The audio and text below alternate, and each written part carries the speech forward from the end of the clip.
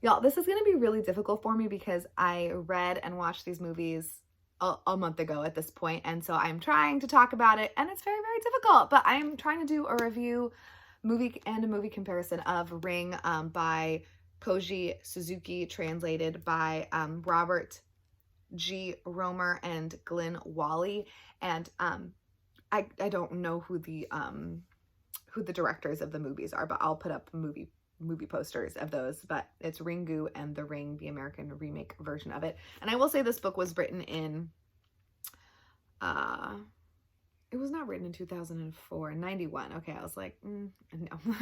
This was originally written in 1991, and I think the movies are like 93 or 95, and then the US version is like 2001 or 2004 or something like that. So I think that things have changed since then, but that was not that long ago, okay? And I feel like I'm talking to you like you know the things that I've already talked about, but I obviously have restarted this video, so why would you know?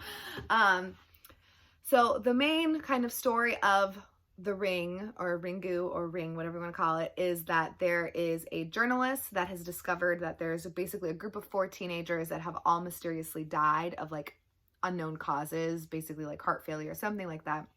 They've all died the exact same time and the exact same way with unknown causes. And then he tries to kind of figure out what happens. That's like the most basic plot. If I were trying to not spoil anything for you, I would leave it at that. I am going to spoil so much of this, though. I'm going to spoil all of it. So if you have not watched The Ring and you really intend to, click away, please. I'll give you a hint. There's a vengeful spirit involved.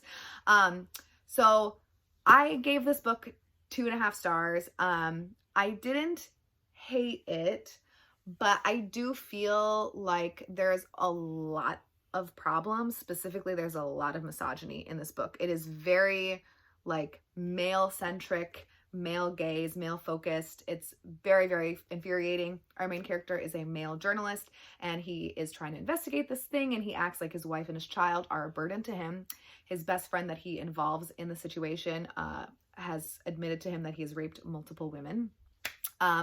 And then at the very end, again, spoiler alert, our ghost, our girl that has been killed, who is the ghost person, she was killed because a man who's like the doctor of her father, so her dad gets institutionalized at some point, and then his doctor rapes her and then finds out that she's intersex, so she has testicles.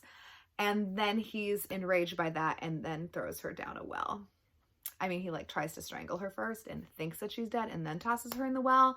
But yeah, I think intersex is the proper term. Forgive me if it's not. But basically she's, you know, she's not genetically female only, or she doesn't have like the genitalia of a female only person. And I'm talking about like biological born, you know, not gender representation or whatever. Sorry, I'm not good at not talking about things. So yeah, problematic might be a strong word that one would use when, strong word, no, problematic might be like the non-strong word to use. Just plain awful is another word. So yeah, I gave it 2.5 stars. You're probably wondering, Stephanie, you gave it 2.5 whole stars? Why didn't you give it a lower rating?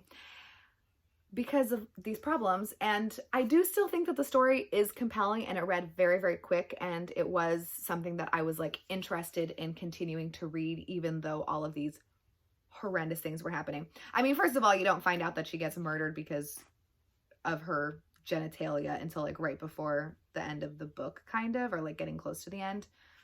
Maybe. And yeah, so it's problematic to say the least. And then you're going to say, Stephanie, do you have any interest in finishing the series? Yeah, I'm going to read all the books in the series, and I am very ashamed might not be the right word, but I have like such a strong connection to the Ring movie that I watched when I was in high school that I can't just like turn away from the series, which is kind of upsetting. Maybe I'll try to read the second one and I'll hate it and then I won't want to continue, but I am going to at least attempt to read Spiral, which I believe is number 2.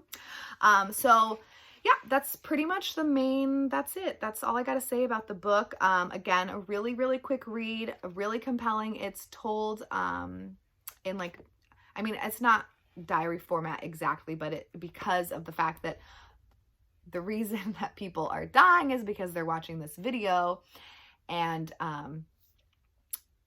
you know, they die 7 days later. So it breaks it down into like this day, obviously, because you've got a time limit. The journalist is going to die if he doesn't figure out what was going to happen.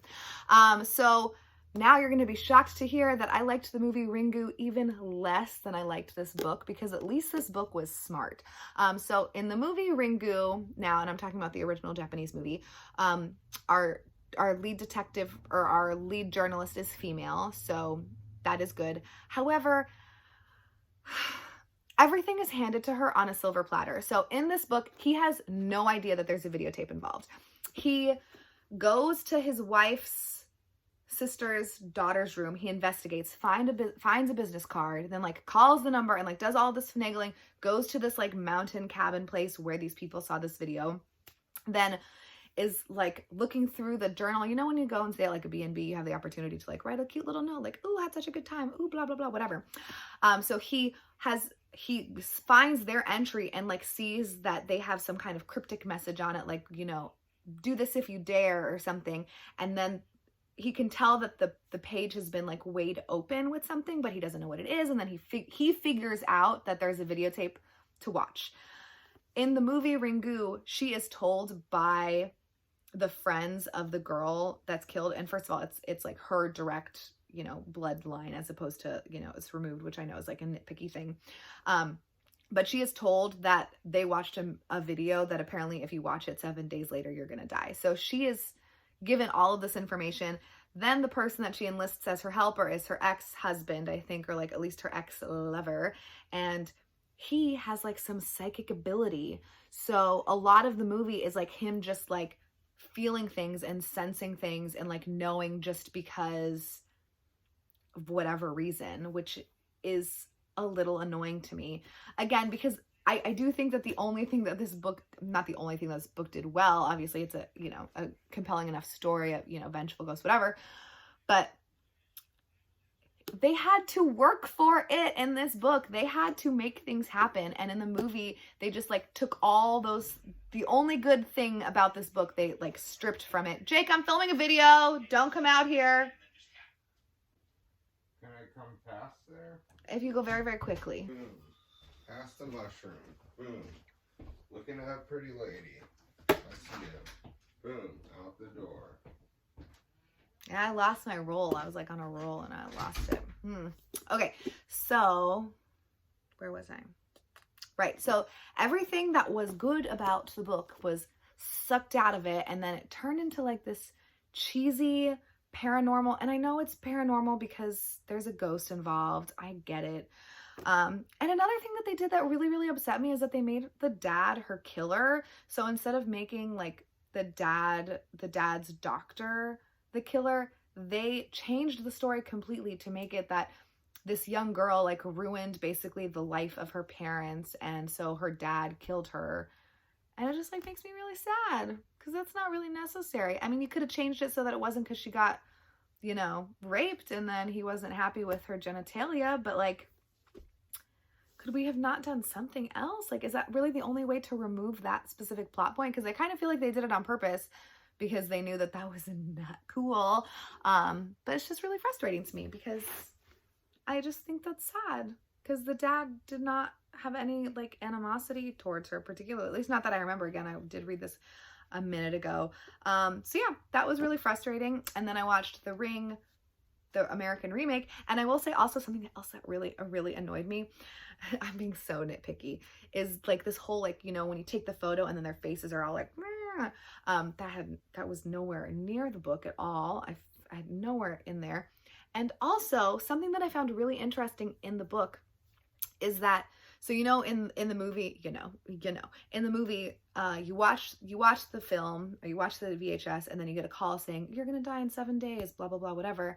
In the book, there's a bit towards the end of the video, so you watch the VHS tape, and then at the very end it says you will die in 7 days if you don't do this, and then there's like I forgot what they call it, but there's like a thing that you can do to prevent the death from happening.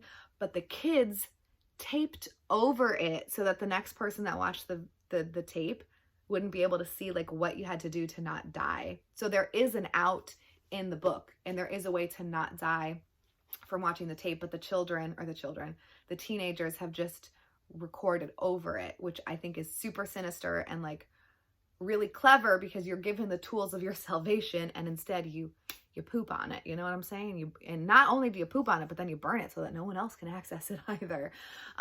So I thought that was really interesting.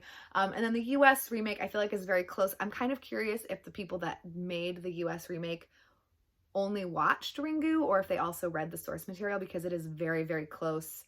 Obviously it's set in the Pacific Northwest instead of in Japan. And, you know, but it's the same. It's a female journalist. She's got a little kid. The guy that she brings in to help her is, you know, her kid's dad. And they obviously have like some kind of a fraught relationship. In this case, he's a journalist, I think. And in the Ringu, I forget what he is exactly. Maybe some kind of like professor or something.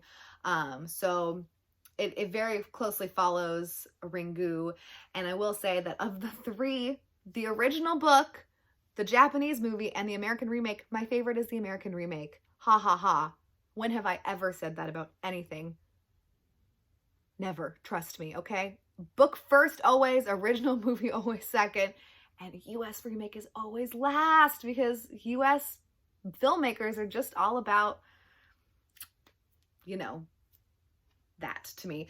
But I think the only reason I liked it the best is because it's the one that I have nostalgia towards, or like some kind of good feelings towards before starting this whole like journey. I don't know how I would feel about the movie Ringu if I hadn't read the book, because a lot of my nitpickiness about Ringu is the fact that they took out like all of the great detective and like journalistic work that the horrible men do in the book.